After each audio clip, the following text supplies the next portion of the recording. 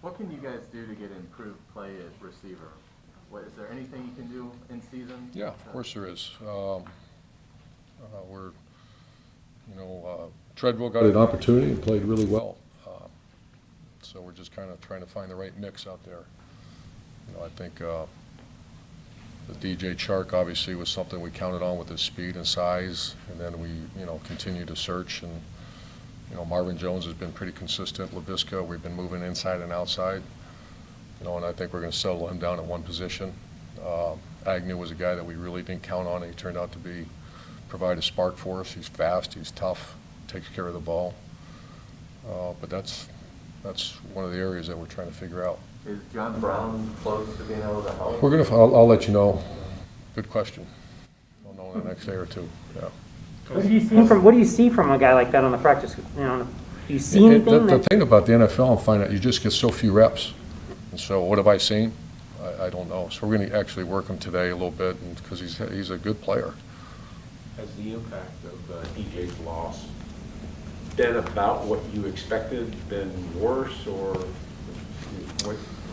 Yeah, how do you feel now compared to 2 months ago? We need more production out of our receiver crew.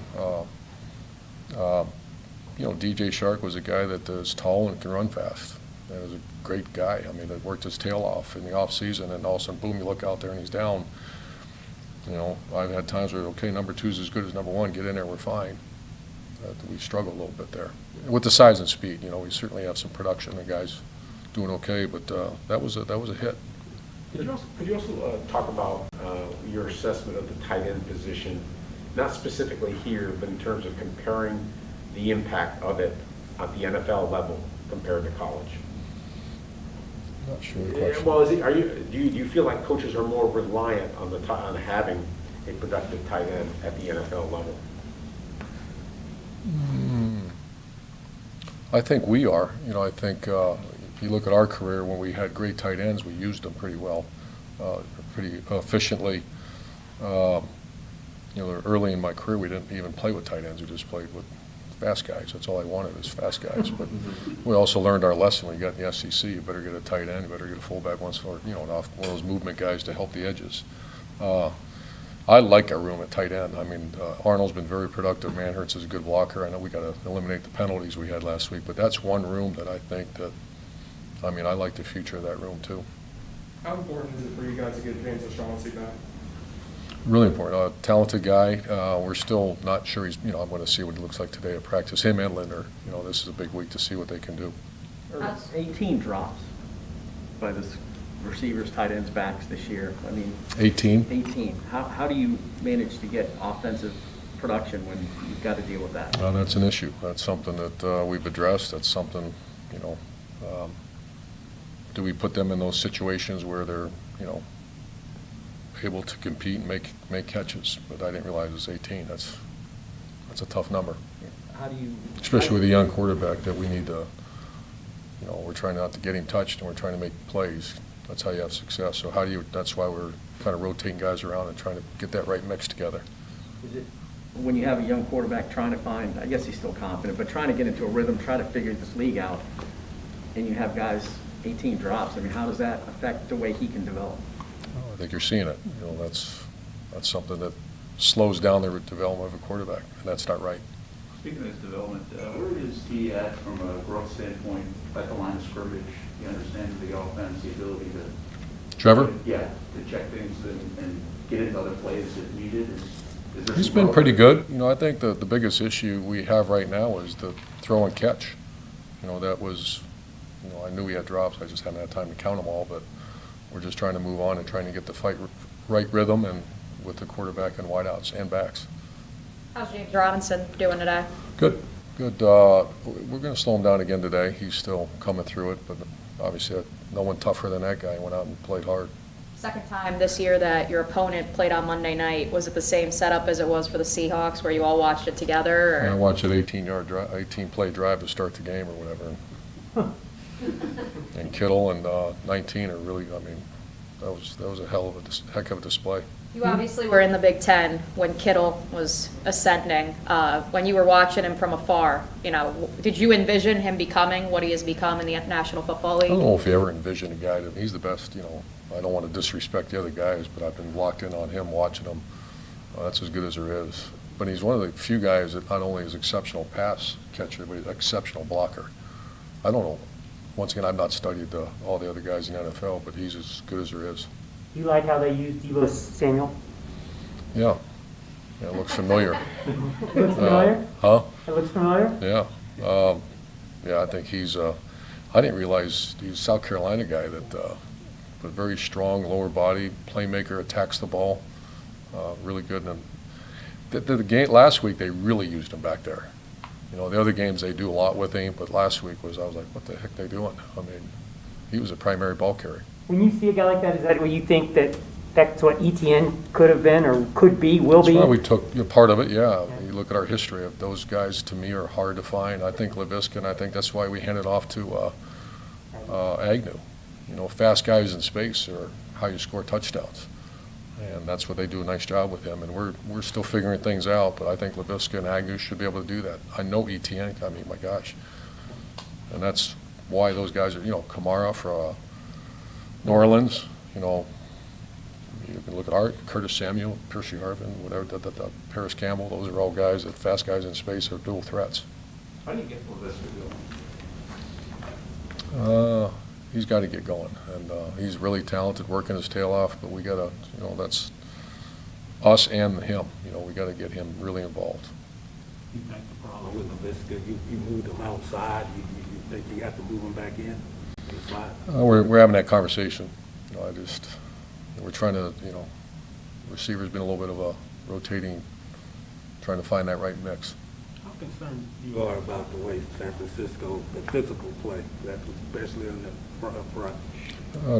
On defense? Yeah. Yeah, I know one of them real well, Nick Bosa, and I actually know the other guy played against us at Oregon when we played. I mean, just really talented. When they put them both together, I think you get the ball out fast, and obviously when you got a defensive end, there's chipping and doing all the different things people do. It's the inside guys a little more complicated. When a guy's outside, you can chip them on the way out and get the ball out fast. What strides have you seen out of Tyson Campbell over these last Great, 2 weeks? great boy. He's been his practice ever since he came over that injury. You can see he's playing the ball much better than he did early in his tenure here. And I just like the way he's walking around here now. He's got a little bit of that. Corners are different ducks now. When they, So do you expect Linder and I O'Shaughnessy? don't like the shy corner. Shy corner. No, you need dogs. So he fits in from a post, sorry. I'm gonna have you speak right. Say that again. I'm You sorry. need dogs Oh. at that position. Dogs, right? Dogs, Right. yeah, that's what Shaq and Rayshawn say. I agree with that. Tyson's fitting in culturally to Oh, what it's you great. want of him. Yeah, for A-plus guy. I realized there were, to me, when you talk about culture, enhance your strengths, fix your weaknesses. That might be the perfect example.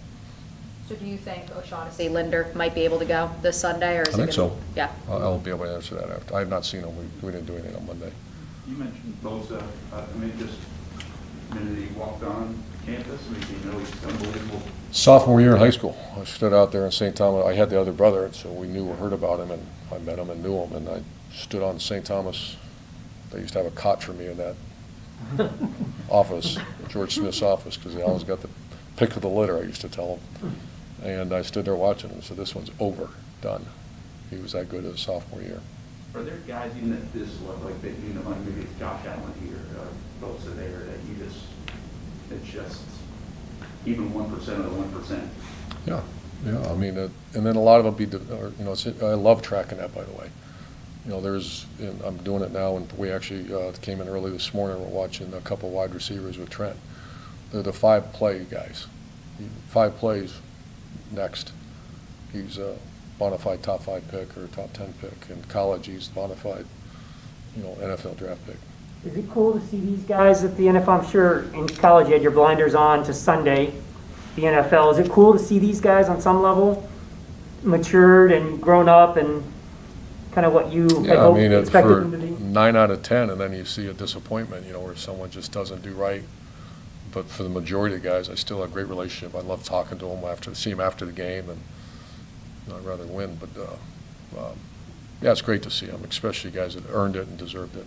No, obviously. I don't like the guys that wake up on third base, and you've heard that before. But the guys that grind and work, and we've had a bunch of them.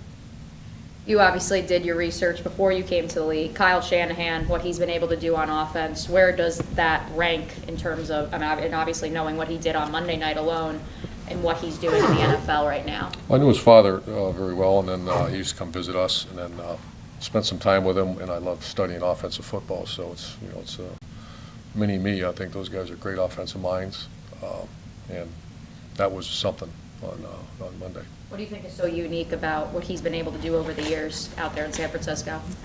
Run the ball, and they don't hold the ball on offense, and they run the ball and have very good play action off it. A lot of eye candy where they're moving things around and checking you to make sure you're secure.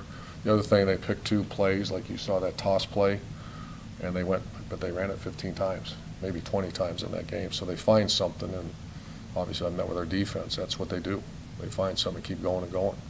You mentioned penalties and drops and everything, all the mistakes that are made on offense. Do you feel like this team sort of has a small margin for error on offense? I think the NFL has small margin for error, but to answer your question, absolutely. And we go down, it's 2017 with 5 minutes left in the game, and we got the ball in our hand. That's when we become that team that you go win those games. And I think it's close. How do you sort of correct that? Experience, practice them in those situations, and make sure we got the right combination on the field, which we've had that, and just experience success. That's the biggest thing. I think that, I've been on those teams where, you taste, there's no doubt you're going to win the game. We're not there yet. We got to get there. How do you get there?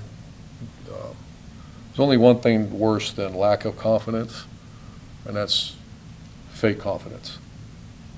Think about that for a minute. There's only one thing. Lack of confidence, it's really hard to play, any level, but certainly this level. But then false confidence, that's destructive. You got to, does that make sense to you? That leads to frustration, anger, disappointment, because you high expectations, but so that's where we're at. Was there a lack of confidence when you came in this building, having this team having lost 15 in a row? Yeah, a lot. And you've been able to get them overcome that? Not enough. What I do like about them is there's a lot of heart, a lot of character. You're down 17-0 in a loud environment against. To me, the Colts are a really good team. Both sides, special teams, everything. And then you got street fighters in there, came back swinging. The defense, you're talking about, we held them to 8 yards rushing after the middle of the second quarter. That back, one of the best backs in the NFL. And we've adapted on defense to our personnel. I think Joe and the staff commend them, but I really commend the players. They kept swinging and swinging and swinging, and all of a sudden, the last 4 games, one of the top teams in the NFL right now. And they will get challenged big time this week. To piggyback off that, has Joe changed something schematically the last couple of weeks? Oh, yeah. The interior of play has been so, like you mentioned, David Bryan, with all due respect, we haven't seen 2 games like that in a row. Is that the players? Is that Joe scheming things up? I think it's, first of all, it's player, but then never devalue the player-coach relationship and scheme what they're doing. Have we changed a ton? No, I think we simplified, let dogs be dogs, right?